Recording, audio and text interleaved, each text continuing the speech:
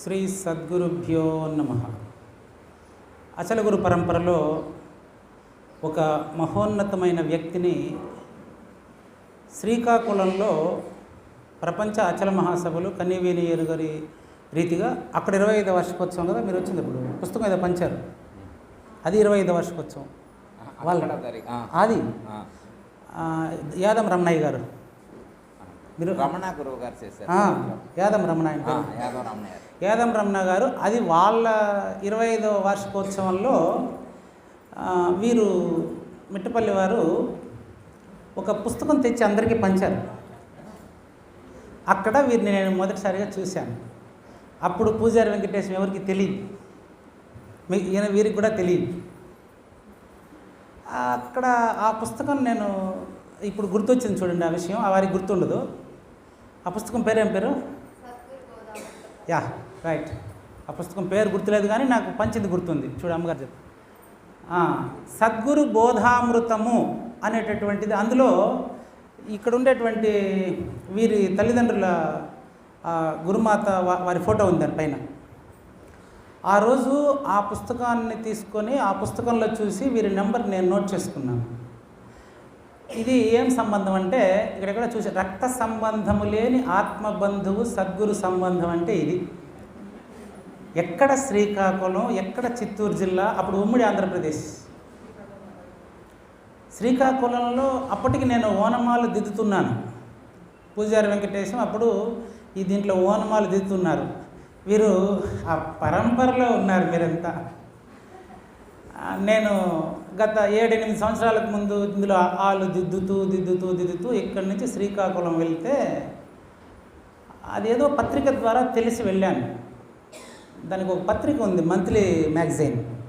నేనే ఒక సంవత్సరం కూడా దాన్ని ఎడిటర్గా పనిచేసేదానికి. నేను అచల గురు మాసపత్రిక, అది రాజమండ్రి నుంచి విడుదలవుతుంది చూడండి, గురుపథం మాసపత్రికలో ఆ వివరణ చూసి నేను వెళ్ళాను అక్కడికి. అక్కడ వీరు పంచిన పుస్తకం మాత్రమే నాకు గుర్తుంది. అక్కడ ఎక్కువ మంది మాట్లాడే వీలు కూడా లేదనుకోండి. అక్కడ కలిశారు వీరు. అప్పుడు నాకు వీరెవరో తెలియదు కానీ ఆ పుస్తకం తీసుకొని వచ్చి ఇంటి దగ్గర అక్షరం చదివాను నేను. ఆ పుస్తక సారాంశం ఏముంటుంది అని చెప్తే ఈ వాక్యాల సారాంశమే ఆ పుస్తకం సారాంశం. అది నేను ప్రతిరోజు ఆ పుస్తకాన్ని చదివి, అప్పటికే గురువు దొరికి ఉండడం వల్ల, అప్పటికే నేను భగవద్గీత మొత్తం కంఠస్థం పెట్టేసి ఉండడం వల్ల నాకేం అర్థం కాకపోయినా గురువుగారు కొంతవరకు నాకు శిక్షణ ఇచ్చి ఉండడం వల్ల వీరి పుస్తకంలో అర్థాన్ని గ్రహించగలిగినట్లుంది ఇప్పుడు చూస్తుంటే. అప్పుడు ఆ పుస్తకం తర్వాత తిరుపతిలో వరుసగా 3 అచల మహాసభలు జరగడం, తలవని తలపుగా పిలవని పేరంటంగా అక్కడికక్కడ నా సభలోనే వీరు 3 సార్లు ప్రత్యక్షం కావడం. 3 సభల్లో మీరే మాట్లాడారు కదా, తిరుపతి అచల మహాసభలు 3 సభల్లోనూ వీరే నా సభలోకి రావడం. తిరుపతి అచల మహాసభలు కంప్లీట్గా నా ఆధ్వర్యంలోనే నేను చెప్పినట్లే జరిగేటువంటి అవకాశం ఉండడం. ఇదంతా రక్త సంబంధము లేని ఆత్మబంధువు సంబంధం. అది ఏం సంవత్సరం గుర్తుందా మీకు? 2019-20 అది అక్కడ శ్రీకాకుళంలో మీరు పుస్తకం పంచిన సంవత్సరం గుర్తులేదు మీకు? అక్కడి నుంచి వరుసగా ఒక రకంగా చెప్పాలంటే నా తొలి రచన పరిపూర్ణ దర్శినికి పునాది మీ సద్గురు బోధామృతమే. ఎవరికి తెలియదు, చెప్తే తప్ప తెలియదు. ఆధ్యాత్మిక బోధలో మహాభారతము తాత్వికత అనేది నా మొదటి ఆర్టికల్. రాజమండ్రిలో గోదావరి గట్టున ఆ ఆర్టికల్ సబ్మిట్ చేశాను. పుస్తకంగా వెలువడిన తొలి గ్రంథం పరిపూర్ణ దర్శిని. దానికి మాతృక ఈ గురు పరంపరలోని సద్గురు బోధామృతమే, ఇందులో అనుమానమే లేదు. పరిపూర్ణ దర్శిని 2020. అప్పుడు ఎక్కువ మంది ఆ పుస్తకం పైన నేను వేసింది శ్రీకృష్ణ పరమాత్మ అర్జునుడు బొమ్మ వేశాను. దానికి ఎంతోమంది తిట్టిపోసుకున్నారు. నేను గురువుగారిలాగా సైలెంట్గా ఉండేవాడిని కాదు. నిజాన్ని నిర్భయంగా రామానుజులు చెప్పారంటేనే గుడి మెట్లెక్కి, ఇది దీన్ని రాసి రాబోయే గ్రంథం రాశా, గుడి మెట్లెక్కి వీరు నిజాన్ని చెప్పి సైలెంట్గా ఉంటారు. అది ఇప్పుడైతే నేను ఉండగలనేమో కానీ అప్పట్లో నేను కొంచెం ఏమంటారు దాన్ని నాకు తెలియదు కానీ కొంచెం అతి అట్లా ఆ పుస్తకం పైన కృష్ణార్జునుల బొమ్మ వేయడానికి భయపడ్డారు నాగేశ్వరరావు గారు. కుడుపూడి నాగేశ్వరరావు గారు నన్ను యూట్యూబ్లో ప్రపంచానికి ప్రదర్శింపజేసింది కుడుపూడి నాగేశ్వరరావు గారు, శివరామ దీక్షిత్ అచలగురు సాంప్రదాయం. అయితే ఆయన కూడా భయపడ్డారు. ఆయన భగవద్గీతలో అచల పరిపూర్ణ ప్రబోధ, నా మొట్టమొదటి ఉపన్యాసమే భగవద్గీతలో పరిపూర్ణ ప్రబోధ, తిరుపతిలో మొట్టమొదటి ఉపన్యాసం అదే. అప్పుడు మా గురువు గారి నుండి చాలామంది దగ్గర నేను చీవాట్లు తిన్నాను. భగవద్గీతలో పరిపూర్ణ బోధ ఎట్లా చెప్తావయ్యా నువ్వు, భగవద్గీతలో ఏడుంది పరిపూర్ణ బోధే తిట్టేవాళ్ళు. అక్కడి నుంచి కొద్దిగా పట్టుదల పెరిగి ఇప్పుడు నాకు తెలిసి మీకు కూడా తెలుసు, దాదాపు శంకరులకు ఏమీ తెలియదు, శ్రీకృష్ణ పరమాత్మకి ఏమీ తెలియదు, భగవద్గీత మనకు పనికిరాదనే వాళ్ళు ఇప్పుడు అంత ధైర్యం ఎవరు చేయలేరు. దానికి కారణం ఇటువంటి మీరంతా కూడా నాకు సపోర్ట్ చేయబట్టి. తిరుపతి నిర్భయానంద మోహన్ రెడ్డి గారు కానీ, వీరు వచ్చి మాట్లాడినటువంటి సందర్భం కానీ, ఇవంతా కూడా చాలామంది నాకు సపోర్ట్ చేయబట్టి ఇప్పుడు అచల సిద్ధాంతంలో శ్రీకృష్ణుడికి తెలియదు, శంకరుడికి తెలియదు అని మాట్లాడేదానికి లేదు.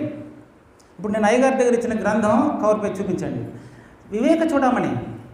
వివేక చూడామణిలో అచల పరిపూర్ణుడు ఎలా కనిపిస్తాడో పుస్తకం చదివితే తెలుస్తుంది మీకు. అక్కడి నుంచి తిరిగి చూడలేదండి.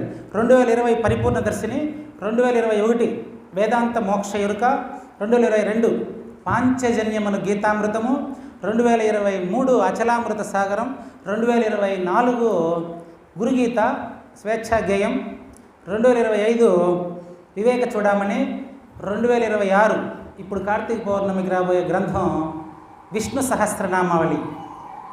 విష్ణు సహస్రనామావళి చాలా ఫేమస్. విష్ణు సహస్రనామావళిలోని భావము మన అచల సిద్ధాంతంలో సద్గురు అష్టోత్తర శతనామావళిలోని భావమే. సందేహం ఉండే వాళ్ళు పుస్తకం చదువుకోవచ్చు, పుస్తకం వెలువడుతుంది త్వరలో. అది ఇప్పుడు రాబోయేటువంటి పుస్తకం.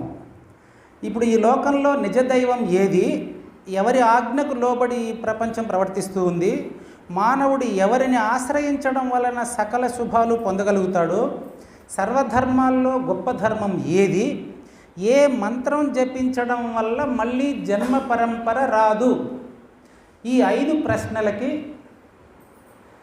ధర్మరాజు గారికి భీష్ముడు చెప్పిన సమాధానమే విష్ణు సహస్రనామావళి.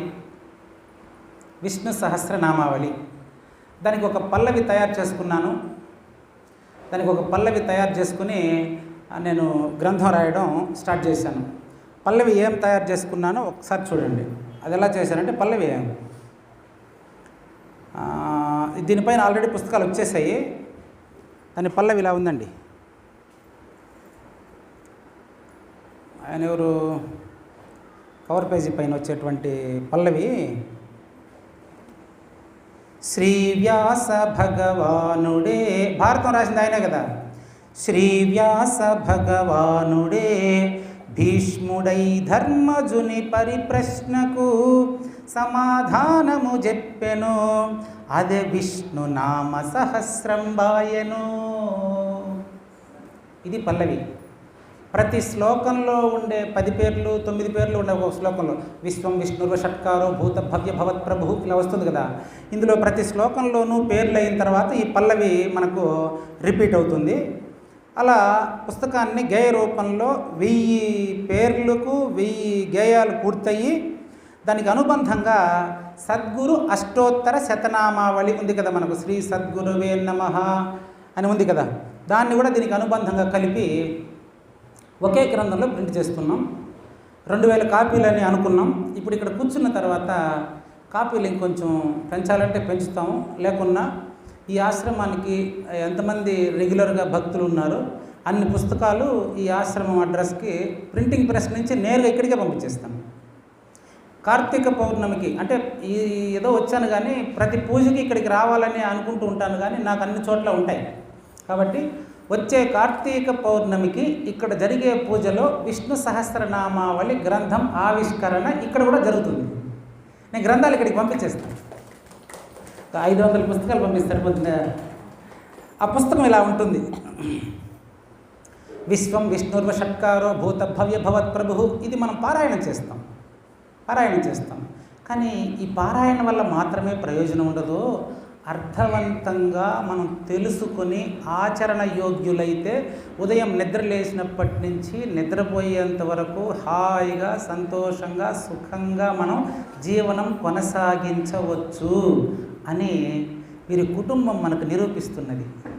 ఈ ప్రోగ్రాంకి ఎలాంటి ఇబ్బంది లేకుండా వారు ఇక్కడే కూర్చొని వారి పిల్లల ద్వారా మరి నన్ను ఆహ్వానించి నాకు అన్ని సౌకర్యాలు సమకూర్చి నన్ను ఇక్కడ కూర్చోబెట్టేశారు, తీసుకుని వచ్చి వారు ఇక్కడే ఉన్నారు, నేను వచ్చి కూర్చున్నా.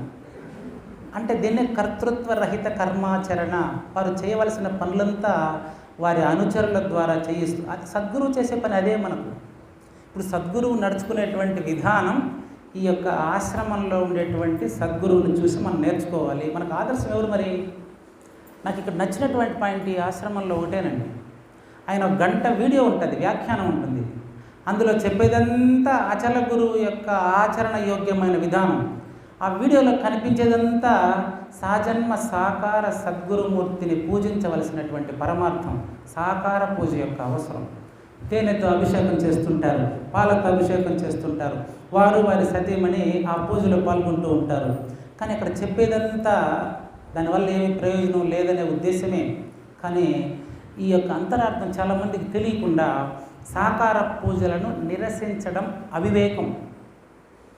సాకార పూజ నిరసించుట అవివేకము. ఎట్లా చెప్తున్నానంటే, నేను చిన్న ఉదాహరణ చూడండి. వీరు అచల మహాసభలో అక్కడ చెప్పిన ఉదాహరణ లాంటిదే ఇది కూడాను. ఇప్పుడు నేను డిగ్రీ కాలేజీ ప్రొఫెసర్. నేను చిన్నప్పుడు నేను చదువుకున్నప్పుడు పలక, బలపము, పుస్తకము, పెన్సిలు, ఎరేజరు, జామెట్రీ బాక్సు ఇవన్నీ నాకు అవసరమైంది. ఇప్పుడు నాకు అవసరమా? అంత మాత్రం చేత ఈ పనికి రావంటే ఎట్టా? ఇప్పుడు మరి నా పిల్లలకి అవసరం, నా మనవడికి మనవరాలకి అవసరం. కాబట్టి వాటిని ఉపయోగిస్తూనే దాని యొక్క పరమార్థాన్ని చెప్పి, దానివల్ల మనకి తెలీదు. ఇది తెలిసిన తర్వాత అది అవసరం లేదనేవారు అవివేకులు. సాజన్మ సాకార సద్గురుమూర్తి మనకు ఆదర్శంగా ఉంటాడు, మనకు ఆదర్శంగా ఉంటాడు. ఎలా చూసి నేర్చుకోవాలి. అక్కడ ఉంది అది, నేను ఇలా ఉంటాను అని చెప్పకు, చేసి చూపించు. నువ్వు ఆచరణ యోగ్యుడైతే ఆటోమేటిక్గా అనుసరిస్తారు. కేవలం మాటలు చెప్పేవాడిని ఎవరు నమ్మరు, మాటలు చెప్పేవాడిని ఎవరు నమ్మరు. ఆచరించి చూపించేవాడిని ఆచరించమని అతను చెప్పాల్సిన అవసరం లేదు. కాబట్టి మీకు రాబోయే పుస్తకం ఎలా ఉంటుందో ఒకసారి రుచి చూపిస్తాను. విశ్వం మొదటి పేరు, మొదటి దాంట్లో 9 పేర్లు ఉంటాయి. విశ్వం విష్ణుర్వషట్కారో భూత భవ్య భవత్ ప్రభు భూతకృద్భూత భృద్భావో భూతాత్మా భూత భావన. ఇది పారాయణం. విడిగా పేర్లు వ్యాఖ్యానం చదివితే విశ్వము, విష్ణువు, వషట్కారం, భూత భవ్య భవత్ ప్రభు, ఇది పేర్లు. దానికి అక్కడేదో కొన్ని అర్థాలు రాసి పెట్టుంటారు, అవి మనకు అర్థం కావు. అందుకని అచల గురు దృష్టితో దృశ్యరహిత ద్రష్ట వంటి భావాన్ని చెబితే ఎలా ఉంటుందో చూడండి. నిజానికి ఇది సాక్షాత్తు భీష్ముల వారి చేత శ్రీకృష్ణ పరమాత్మ చెప్పించినటువంటి విషయం, భావం ఇదే అయి ఉంటుంది అని నేను అనుకుంటున్నాను. విశ్వసింతురు గనుకనే దీనికి విశ్వమని పేరు కలిగే, కార్యకారణ రూపమై సాకారమైనదే ఈ విశ్వము. కార్యకారణ రహితము అచల పరిపూర్ణము, నిజమే. అది తెలుసుకోవాలంటే విచారణ కార్యకారణములోనే కదా. సాంఖ్యం తెలుసుకోకుంటే తారకం ఎలా తెలుస్తుంది? సాంఖ్య తారకాలు తెలియకపోతే అమనస్క యోగం ఎలా అలవడుతుంది మనకు? కాబట్టి మనమంతా విశ్వసించడం వల్ల ఈ ప్రపంచం ప్రపంచంగా తెలుస్తుంది. అచల గురువుకి ప్రపంచం ఉండదు, అయినా ప్రపంచం లేదని ఆయన చెప్పడు. ప్రపంచాతీతంగా ఆయన నడుచుకుంటూ ఉంటాడు. ఇది మొదటి పేరు విశ్వం. ఇప్పుడు విష్ణువు అంటే ఏంది? ఆయనే గురువే. విష్ణువు అంటే ములుగుచ్చ సందులేక నిత్యమై సత్యమై శాశ్వతంబై విశ్వానికి అతీతంగా అంతటా నిండున్నదే విష్ణువు. మొదటి పేరు షోడశి, మూలం లేని గుర్తిరిగేశ్వరం ఏమీ లేదు. రెండవ పేరు విష్ణువు ద్వాదశి, కావాలంటే చూడండి. అంతటా నిండున్నదే విష్ణువు. మీకు నేరుగా చెప్పాలంటే చెప్పకూడదు, చూపించాలన్నమాట. గురువుగారు చేసి చూపించు అని.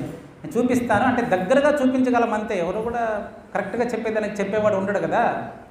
రాత్రి మనం గాఢ నిద్రలో గాఢ సుషుప్తిలో, అంటే జాగ్రత్త, స్వప్న, సుషుప్తి కాదండి, ఈ మూడు కాకుండా నా పేరు పూజారి వెంకటేశం, నేను నిద్రపోతున్నాను అనే స్పృహ లేకుండా, నేను కలగంటున్నాను అనే స్పృహ లేకుండా, నేను నిద్రపోతున్న స్పృహ లేకుండా గాఢ సుషుప్తిలో. అమ్మగారు మీ పేరు? కూర్చోండి. ఏం పేరు? శ్రీవాణి గారు. ఇప్పుడు జాగ్రత్త అవస్థలో నేను చెప్పింది మీకు అర్థమయ్యి మీ పేరు శ్రీవాణి అని చెప్పారు. అదే రాత్రి గాఢ నిద్రలో నేను వచ్చి అమ్మ శ్రీవాణి గారు, అమ్మ శ్రీవాణి గారు, మీరు నిద్రపోతున్నారా, మీరు సరిగ్గా నిద్రపోతున్నారా అని నేను మిమ్మల్ని అడిగినాను అనుకోండి, అప్పుడు ఏం చెప్తారు?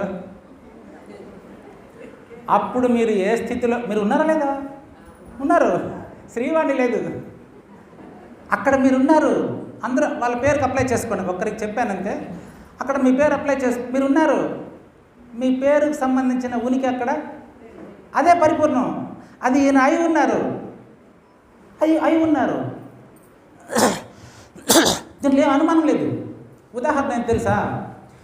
ఏ ప్రయోజనం ఆశించి సతీ సమేతంగా హైదరాబాద్ నుంచి రైల్లో వచ్చారా, బస్సులో వచ్చారా, ఫ్లైట్లో వచ్చారా నాకు తెలియదు.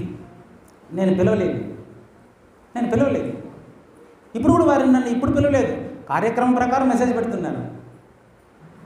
గమనించండి, ఆ స్థితిలో వాళ్ళు ఉన్నారనడానికి గుర్తు ఏంటంటే 3 అచల మహాసభల్లోనూ అదే ప్లేస్కి వచ్చి అక్కడే వచ్చి నా సభలోనే ప్రసంగించి మళ్ళీ తిరిగి రావడం అనేది.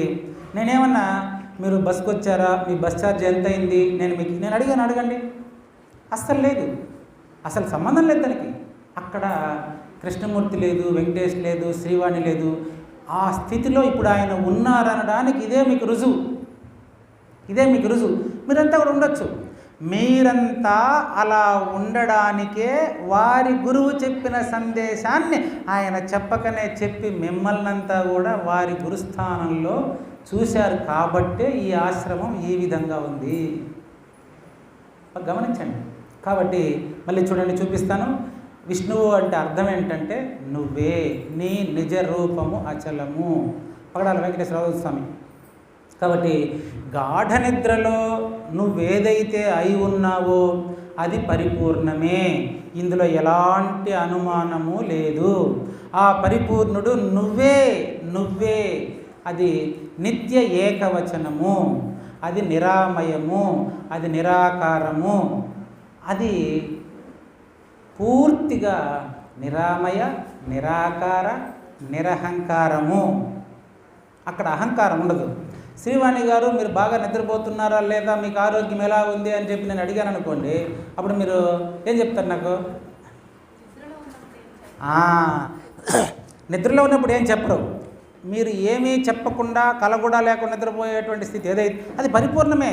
ఆ స్థితిలో నిద్ర లేచినప్పటి నుంచి నిద్రపోయేంత వరకు ఉండేటువంటి ఆయన గురువు, ఉండడానికి ప్రయత్నించే ఆయన శిష్యుడు. కన్ఫ్యూజ్ చేస్తున్నానా? చూడండి,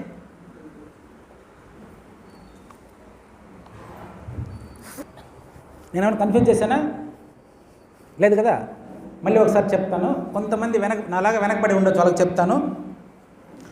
రాత్రి గాఢంగా మీరు నిద్రపోయినప్పుడు ఏ స్థితిలో ఉన్నారో అప్పుడు నేను అంతే కదా, పూజారి వెంకటేశమైనా ఒకటే, వేదశ్రీ అయినా ఒకటే, చాలండి, సుజిత అయినా ఒకటే, ఎవరైనా కూడా ఆ స్థితిలో ఎలా ఉన్నారో ఆ స్థితిలో ఉంటూ నిద్ర లేచినప్పటి నుంచి మళ్ళీ నిద్రపోయేంత వరకు కూడా అదే స్థితిలో ఉంటే మరి ఆయన పనులు ఎలా చేస్తారు?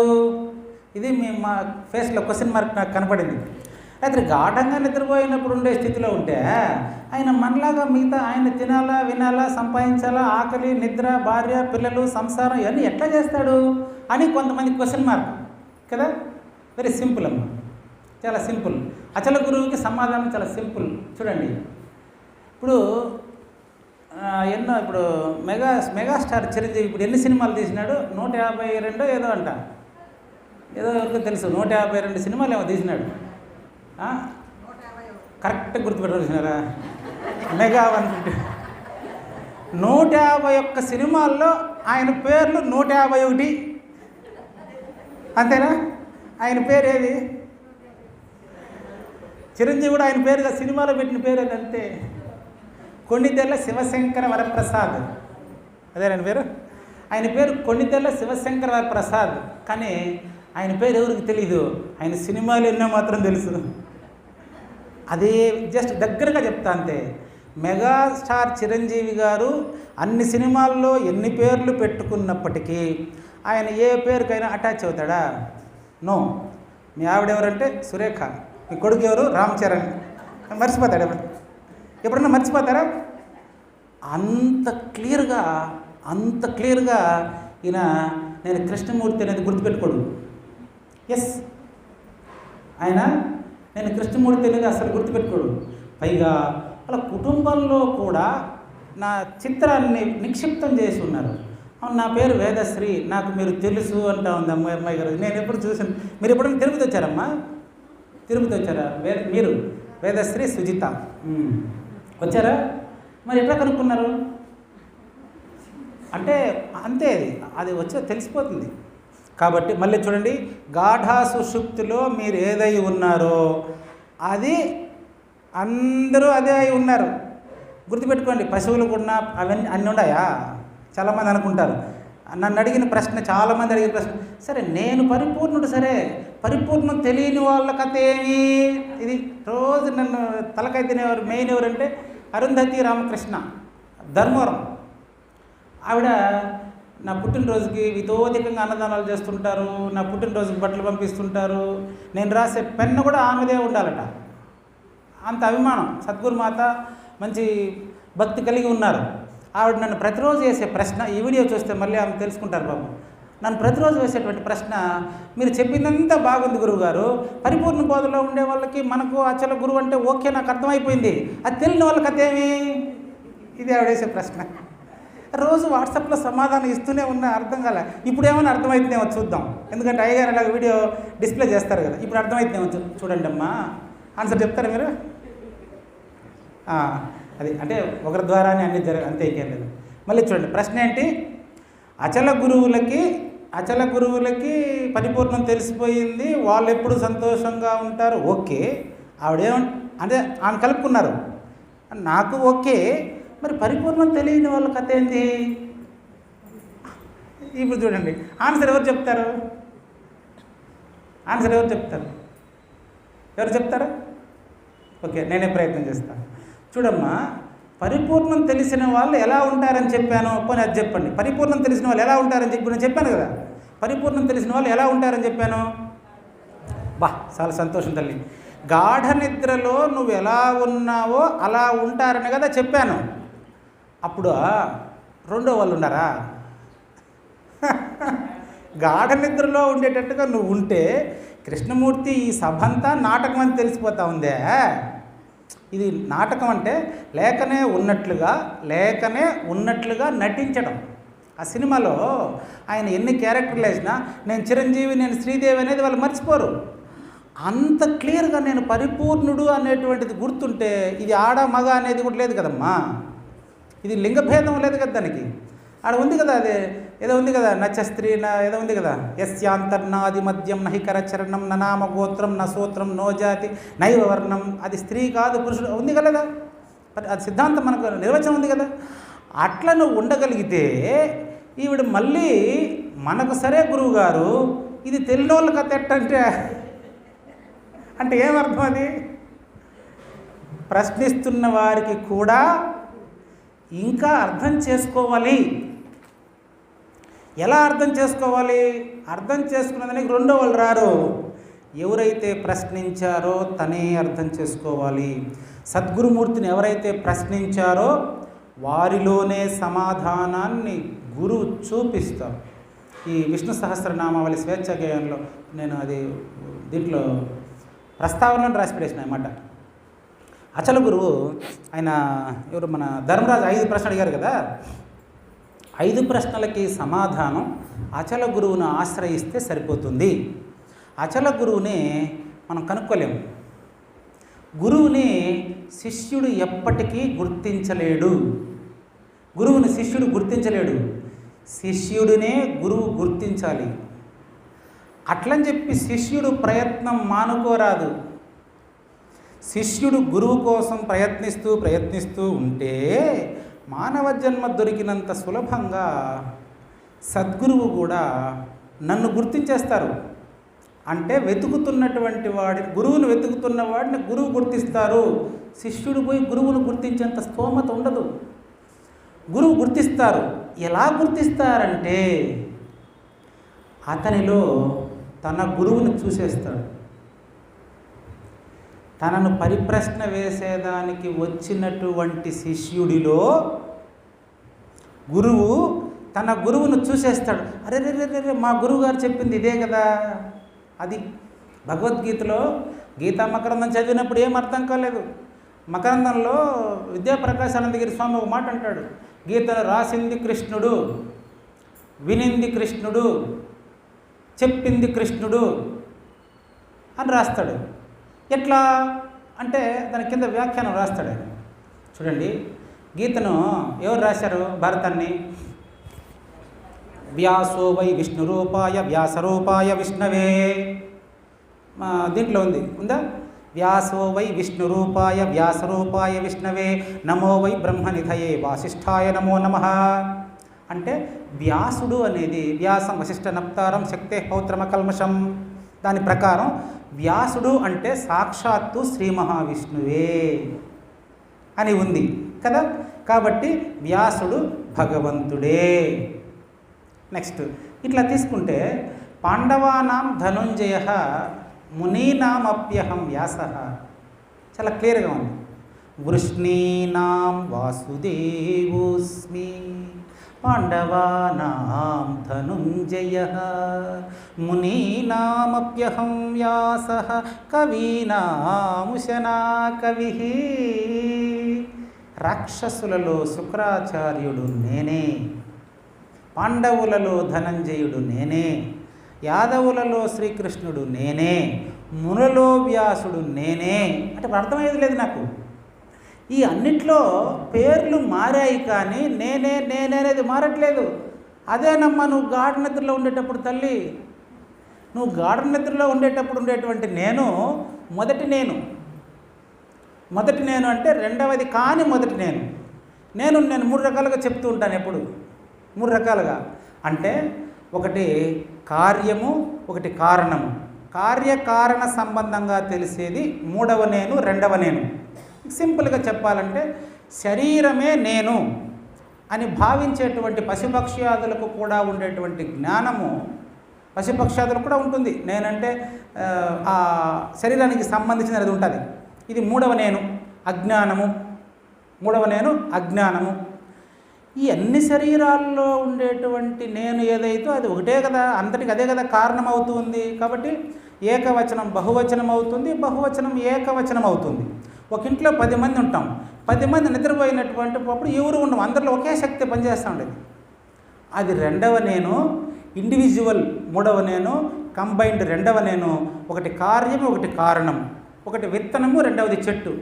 ఇది కార్యము కారణమవుతుంది, కారణము కార్యమవుతుంది. ఎట్లంటే తల్లి బిడ్డ కార్యకారణ సంబంధం. ఇప్పుడు ఉదాహరణకి అమ్మగారు తల్లి, బిడ్డ కూతురు. ఈవిడికి పెళ్ళి అయితే ఈవిడ తల్లి, ఆవిడ బిడ్డ. చెట్టులో విత్తనము, విత్తనములో చెట్టులాగా కార్యకారణములు ఒకటే. అది ద్వయము, పరిపూర్ణము అద్వయము. పరిపూర్ణము అద్వయము. రెండవది లేనటువంటి మొదటి నేను అంటే అది లెక్క. అది గాఢ సుషుప్తిలో నువ్వేదైతే అయి ఉన్నావో అది పరిపూర్ణమే, అదే నువ్వు అని చెప్తే మొదట తెలుసుకోవడానికి అడ్డమైన వాసనలంతా తీసి సోపేసి కడిగేదానికి గురువు మనకు ఆ శిష్యుడి అర్హతను బట్టి మొదట ఏదో ఓం నమ శివాయ చెప్పడం, తర్వాత పంచాక్షరి అష్టాక్షరి మంత్రాలు చెప్పడం, అతనికి అర్హత కలిగితే అప్పుడు మాత్రమే అతనికి ద్వాదశి షోడశి పంచదశిలు చెప్పి అతనికి వివరించి నాయన ఇది ఇట్లా అని చెప్పినప్పుడు అక్కడ అతనిలోనే అపరోక్షమైనప్పుడు గురు శిష్యులకు తేడా ఉండదు.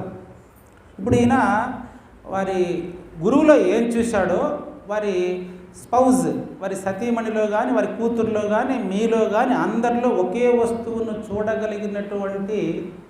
చూడగలిగినటువంటి దర్శన అభిప్రాయము, అటువంటి ఆచరణ యోగ్యత కలిగినటువంటి వారిని మాత్రమే మనం గురువుగా స్వీకరించాలి. కానీ అట్లా స్వీకరించడానికి శిష్యుడికి ముందు అర్హత ఉండదు. స్వీకరించి అతను కడతేరిన తర్వాత తెలుస్తుంది. అప్పుడు నేను ఎప్పుడు అనుకుంటూ ఉంటాను, అదే నేను గానా మా గురువు దగ్గర కాకుండా వేరే ఎవరి దగ్గర పడి ఉంటే నాకు ఎలా నిజం తెలిసేది అని అనుకుంటాను. కానీ అట్లా అనుకోవడం కూడా పొరపాటు అనిపిస్తుంది. మీకు చిన్న ఉదాహరణతో ఇది ముగిస్తాను. నాకు ఎంత సమయం ఉంటుందండి?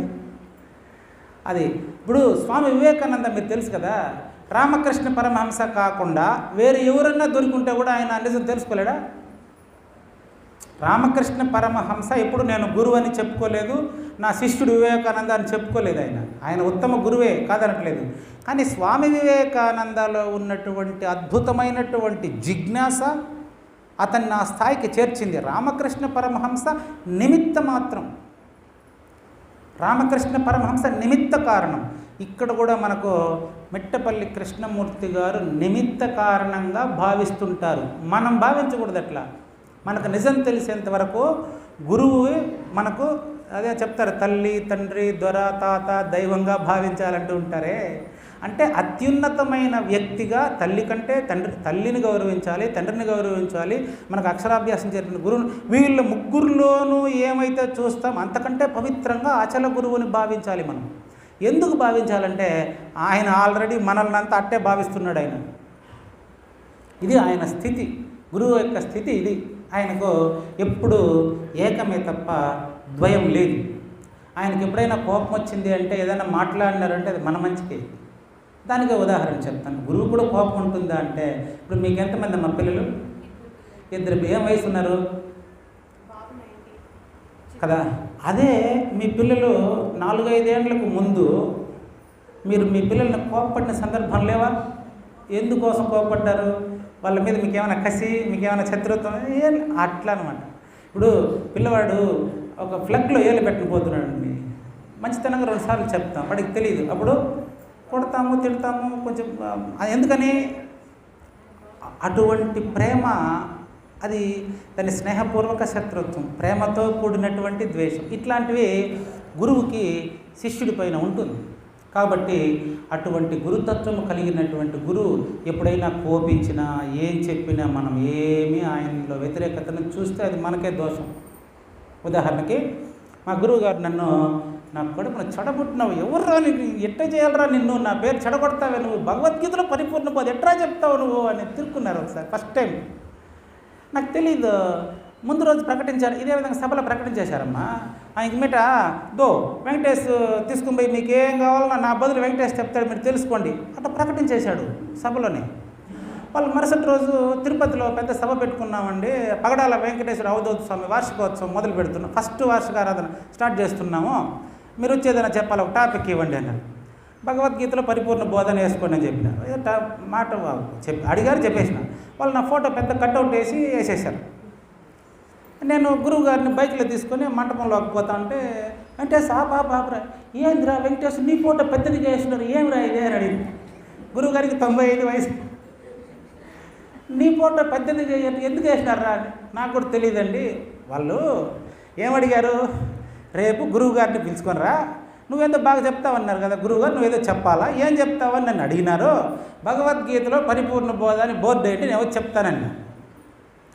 అవునా, అనవసరంగా నేను అంత పెద్దగా మాట ఇచ్చేసినానే, నువ్వేం చెప్తావు భగవద్గీత ఏం చెప్తాను, చెప్పనివ్వట్లేదు. ఉదయం 10 గంటలకు నేను ఆ టైం పెట్టునింది, ఈయన ఒప్పుకోలేదు. సరే గురువుగారు మీకు ఇష్టం లేదు కదా, నేను ఉండండి. ఆయన ఏం చెప్తారు, ముందు భగవద్గీతలో పరిపూర్ణ బోధ నువ్వు ఎలా చెప్తావు నాకు చెప్పు ముందుగా, మళ్ళీ జనానికి చెప్తూ అంటాడు. పేరు చెడిపోతుందని భయం. నేను ఇంకేం చేయాలా, సరే ముందు మైక్ తీసుకొని ఇదే సేమ్ జనాభా ఇంతే ఉన్నారు. అందరికీ నమస్కారం అండి, మా గురువు గారికి కొన్ని ప్రత్యేకమైన కారణాల వల్ల నేను భగవద్గీతలో పరిపూర్ణ బోధ అనే టాపిక్ ముందుగా గురువు గారి దగ్గర నేర్చుకొని మధ్యాహ్నం 2 గంటలకు చెప్తాను భోజనం తర్వాత అని చెప్పిన. జనాలు ఇంకా పెరిగినారు, తగ్గలేదు ఎవరు. ఇదే విధంగా నాకు ఇదే ఆశ్చర్యం. అవునమ్మా మీరు ఇప్పుడు గుర్తొస్తారు, మధ్యాహ్నం భోజనం చేసిన తర్వాత కూడా మీరు ఇంతమంది ఇక్కడ ఉంటారా? అక్కడంతా అటు ఉండరు, భోజనం చేసిన తర్వాత 4-5 మంది ఉంటారు. ఇది ఒక ఆశ్చర్యం నాకు. ఇదే విధంగా భోజనం చేసిన తర్వాత ఇంకా పెరిగారు. సరే, ఇంతకీ మా గురువు గారిని ఎలా ఒప్పించారు? కష్టమైంది. గురువుగారు, నేను అక్కడ చెప్పబోయేది 2 గంటలు, 10 నుంచి 12 వరకు నా టైం. ఆ టైంకి మీకు చెప్తా, మీరు కూర్చొని వినండి. అది ఏం లే, 2 శ్లోకాల ఆధారంగా చెప్పిన. 2వ అధ్యాయం 16-17 శ్లోకాలను తీసుకొని ఆ మాటలే చెప్పిన ఆయనకి. ఇంకేం లేదు. ఏమంది, దాన్ని గేయంగా రాసేసిన అప్పటికే. అదేంటంటే, నా సతో విద్యతే భావో నా భావో విద్యతే సతః ఉభయోరపి దృష్టోంతః త్వనయోస్తత్వదర్శిభిః. ఇది 16వ శ్లోకం. దీని అర్థం ఏంటంటే, లేనిదానికి ఉనికి లేదు, లేనిదానికి ఉనికి లేదు. నా సతో విద్యతే భావో నా భావో విద్యతే సతః. లేనిదానికి ఉనికి లేదు, ఉన్న పరిపూర్ణమునకు లేకపోవటం అనేది లేదు. గాఢ నిద్రలో నీకు ఏ స్థితి ఉందో అప్పుడు నువ్వు ఉండవు. నువ్వు పరిపూర్ణుడు.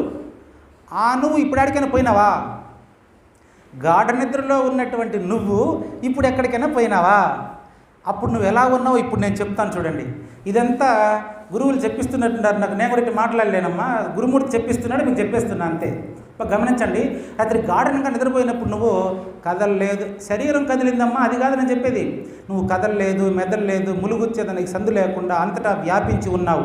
అప్పుడు నువ్వు భూమి కాదు, నీళ్లు కాదు, అగ్ని కాదు, జలము కాదు, వాయువు కాదు, ఆకాశము కాదు.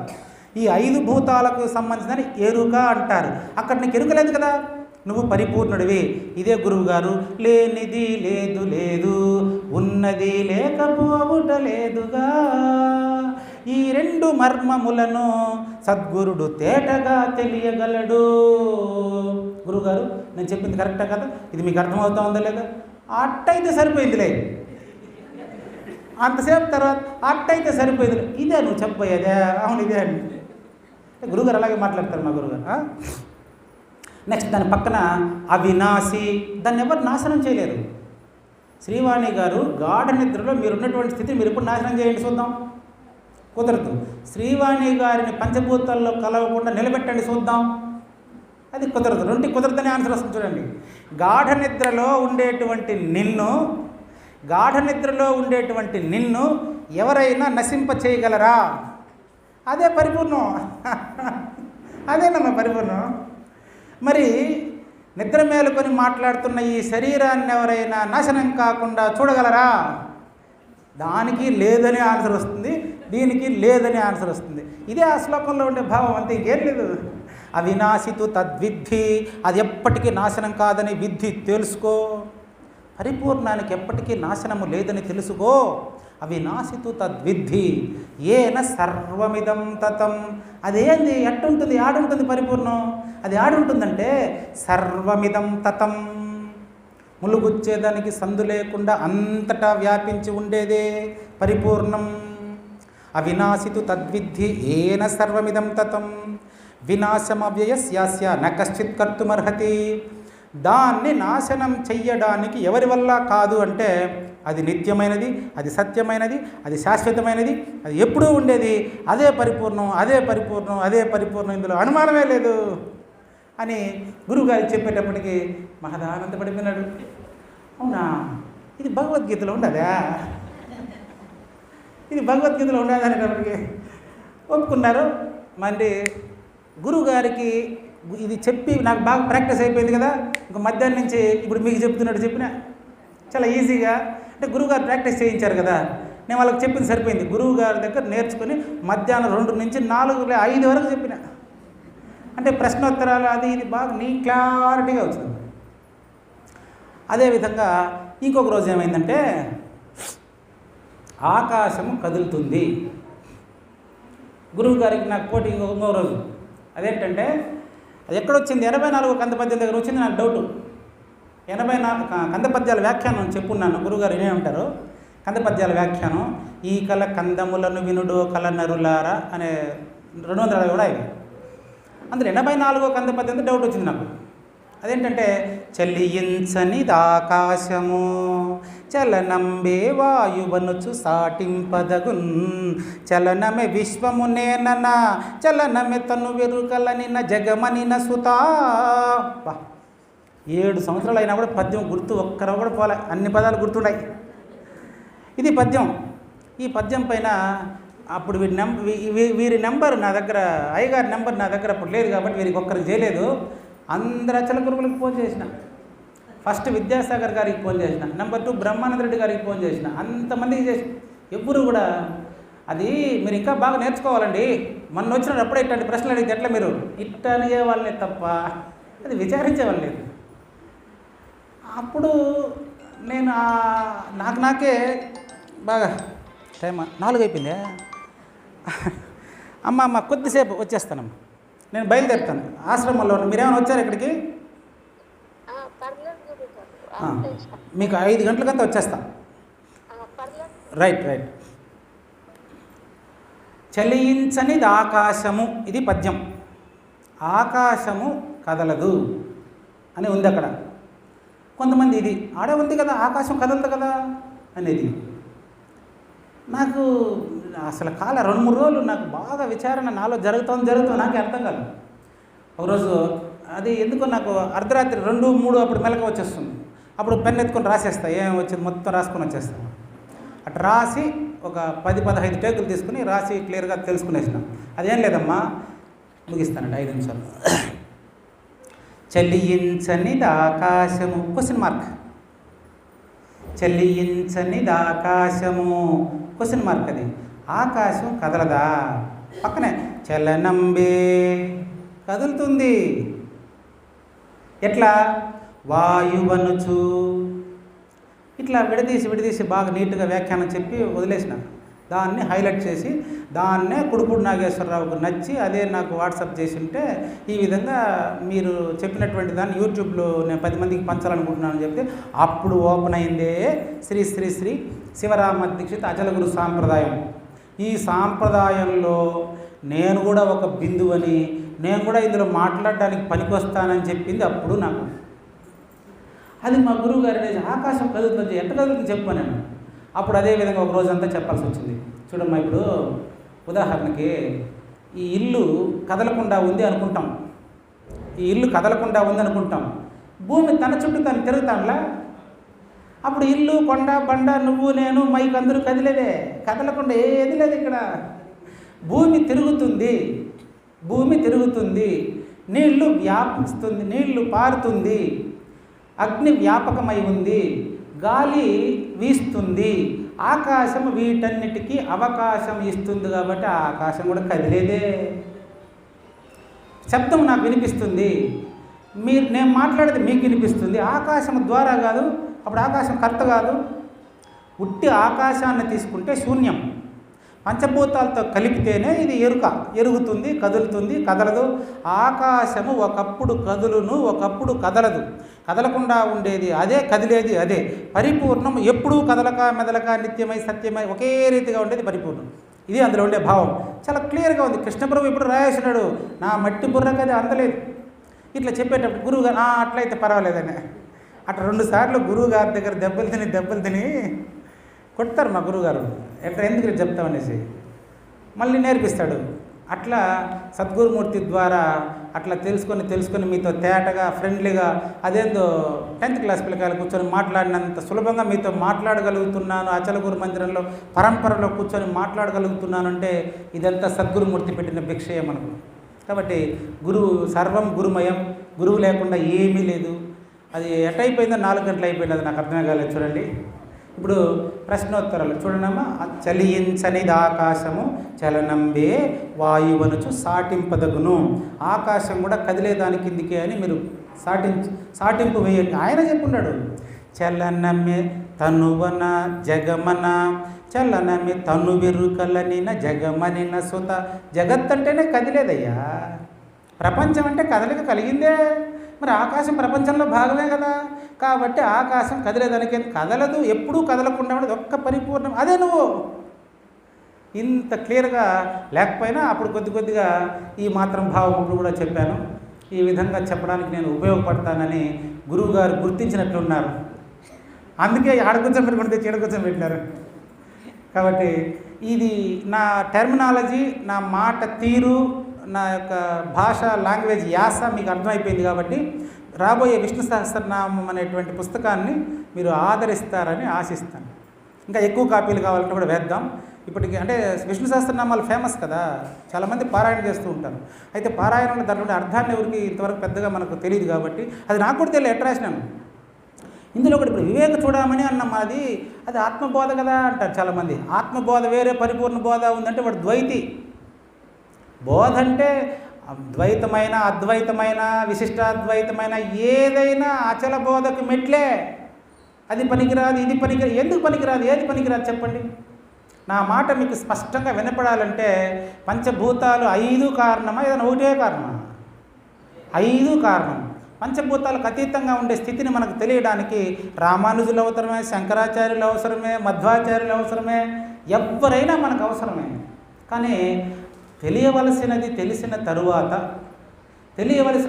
తరువాత వీటినంతా పనికిరాదని చెప్పేటివాడు అవివేకి. ఆ సూత్రంలో నాకు ఈ ఆశ్రమం నచ్చి ఈ విగ్రహారాధన ఇవంతా చూడాలని ఎప్పటి నుంచో నేను అనుకుంటూ ఉండడం వల్ల దీనికి మీరు ఇక్కడికి రావడం నా అదృష్టంగా భావిస్తున్నాను. ముందు లాస్ట్ రాసిన పుస్తకంలో ఒక అధ్యాయం వినిపిస్తాను చూడండి. మోక్షం, శంకరాచార్యులు చెప్పిన మాటకు తెలుగు. మోక్షమంటే ఏమిటి, దేహమును త్యజించుటే మోక్షమా. చూసారా, క్వశ్చన్ మార్క్. మోక్షమంటే ఏమిటి, దేహమును త్యజించుటే మోక్షమా, దండము కమండలము విడుచుట మోక్షమా కాదు కాదు. మోక్షము కోరుతున్నా మనుజుని అజ్ఞాన హృదయ గ్రంథి పూర్తిగా నాశమైతే మోక్షమే అవసరము లేదు లేదు. అచల సిద్ధాంతంలో చెప్పే మోక్షం అపవర్గ పదవి. మోక్షం కావాలని అడిగేటువంటి వ్యక్తికి బంధంలో ఉన్నాడని అర్థం. అవునా? బంధము లేనిదని తెలిసిన వారికి మోక్షం అవసరమా? అంత తల అడ్డంగా ఊపేశారు కదా. ఇప్పుడు నేను మోక్షం అనే పదాన్ని ఉపయోగించా, కానీ అవసరం లేదు. అట్లా అచల గురువు మనకు లేని శరీరంతో లేకనే బోధించినప్పటికీ విగ్రహారాధన అవసరం లేదు, పసుపుంకాలు పెట్టుకోవాల్సిన అవసరం లేదు, తాలిబొట్టు అవసరం లేదు, ఇట్లాంటి డైలాగులంతా మాట్లాడకూడదు. సంప్రదాయాన్ని సంరక్షించేవాడే అచల గురువు. ఎటువంటి మతపరమైనటువంటి భేదాలు లేకుండా ఉండడమే నిజమైన మతం లక్షణం. ఏ మతంలోనైనా పరమత సహనము, పరమతాన్ని గౌరవించాలనే ఉంటుంది. మత మార్పిడి విధానం దేంట్లోనూ లేదు. ఆ విధంగా దయచేసి అచల గురు పరంపరలో అందరినీ మన సోదరులుగానే భావిద్దాం. అందరినీ మనం కూడా ఏమంటామంటే కలుపుకొని వెళ్దాం. అచల బోధ ఉన్నతమైనటువంటి బోధ. గురువుగారు ఎప్పుడు కూడా జై జై అచల సద్గురు మహారాజ్కి జై అని అంటూ ఉంటారు. కాబట్టి ఈ అవకాశం ఇచ్చినటువంటి పెద్దలకి నమస్సుమంజలి తెలియజేస్తూ ముగిస్తున్నాను. జై సద్గురు మహారాజుకి జై. డాక్టర్ వెంకటేశం పూజారి గారు ఈరోజు మరి మన ఆశ్రమానికి వచ్చి వారి యొక్క మరి అమూల్యమైనటువంటి సందేశాన్ని అందించినందుకు మరి వారికి కృతజ్ఞతలు. వారి అంటే ఆ ప్రాంతం యాస డిఫరెంట్గా ఉన్నా కానీ మనకి చాలా వినసొంపుగా ఉంది. ఆ వాయిస్ కూడా చాలా పర్ఫెక్ట్గా మనకి అనిపించింది. వాయిస్ ఎట్లున్నా కానీ అర్థం చాలా మనకి నాటుకునేట్లుగా, ప్రాక్టికల్గా, అంటే సహజ సిద్ధంగా ఆ భావాన్ని మనం హత్తుకుపోయేట్లుగా మరి వారి యొక్క పద్ధతిలో మనకు అందించారు. చాలా సంతోషం. అందరికీ జై గురు. మరిన్ని ఆధ్యాత్మిక రహస్యాల కోసం అచల బోధ, ఆత్మబోధ, భగవద్గీత, అలాగే పండుగల్లో దాగిన అర్థాలు, అంతరార్థాల కోసం మరియు యోగము, ధ్యానము మొదలైన అనేక ఆధ్యాత్మిక తెలుగు ప్రవచనాల కోసం క్రింద ఉన్నటువంటి రెడ్ కలర్ సబ్స్క్రైబ్ బటన్ను క్లిక్ చేయండి. అలాగే ప్రక్కనే ఉన్నటువంటి గంట సింబల్ను నొక్కండి. అలాగే ఈ వీడియో మీకు నచ్చినట్లయితే లైక్ చేయండి మరియు షేర్ చేయండి. జై గురు.